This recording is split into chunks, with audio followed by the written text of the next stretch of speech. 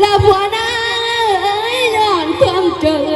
มาบีบจีเธอติดดีผู้เพื่อน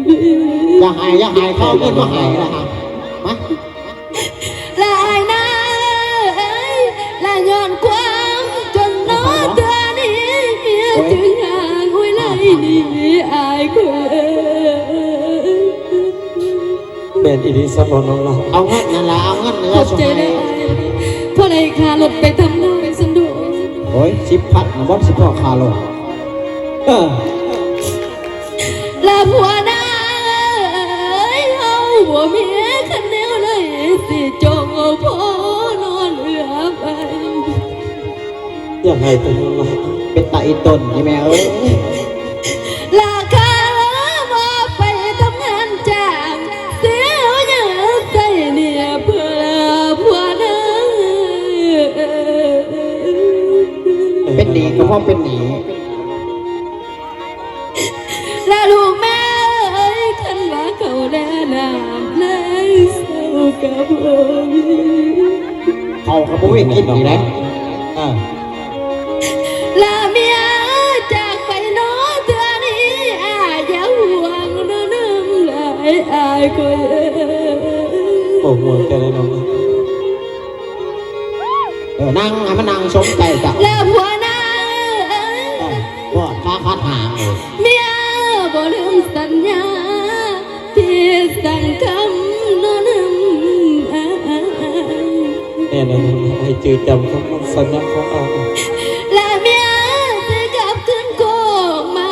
สายน้ออายพี่โอ้ยน้ออายพี่เปลี่ยนเลยน้องแล้วผัวนางอยากคิดเต้าจังสาโอ้ยเมียน่าละมันบอกไปเลย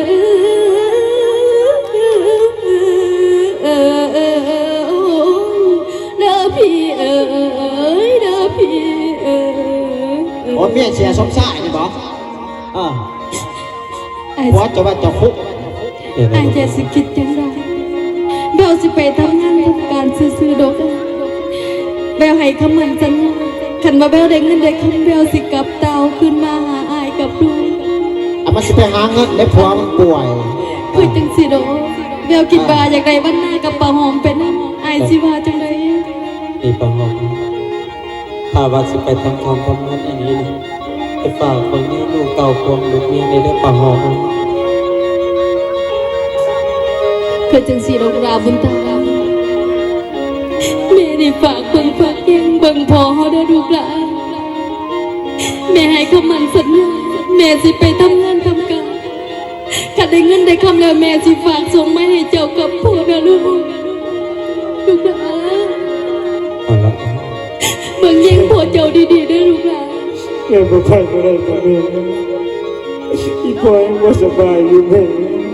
พ่อลูกหลานอย่าห่วงอย่าให้นะลูกขันแม่บ่ไปแม่ข้าอ้าวหายน้ำมันวัดบุคคลแม่ใกล้กันห่างบ้านน้าแม่ยามเบิ่งยามแม่ใกล้ห่างบ้านสิใกล้ห่างไว้เอาอีเด้อแม่เด้อเจ้าอย่าห่วงอย่าให้นะลูกหลานเจ้าเป็นลูกผู้ชายคำว่าผู้เน่าอยู่ทางเฮืองที่เสือพังมันได้เบาเบิ่งไม่ใหญ่นำเด้อลูกน้าแม่เขาให้ไปตีกันเด้อเจ้ามันได้แก้วอีเบ้แก้วอีเบ้น้าแม่ยามได้เงินคำให้กลับคืนกันสู่ความดับตะมือตัวคำจุดจิตใจอย่าลืมหน่อยผู้อยู่คอยโอ้โอ้ยเด้อแม่อย่าให้ละอย่าให้ลูกนะเสร็จน้ำหูน้ำตาสาลูแม่สิไปทำงานซื้อดอกเจ้าสิไม่เฮ็ดยังไม่ไปได้เงินได้ค ให้แม่ฝากมาให้เขากับพี่พ่อที่ทางบ้านนี่ด้วยแม่ แม่สิฝากมาดอกลูกพ่อได้ซื้อยาให้พ่อพ่อไรเงินหลายเลยแม่ก็สิฝากกลับบ้านนะลูกหลานเด้อ เออ ให้จังสันแววเองกับไปหอมแล้วก็วันหน้าไปก่อนเด้อไอ้แล้วมันสิสวยมันสิบ่ทันรถซะเนาะ โชคดีด้วยแม่ เอาไปซาน้องลาเอาปากงอมีอย่างสิเว้าสิกันกะฟ้าวเว้าฟ้าวจา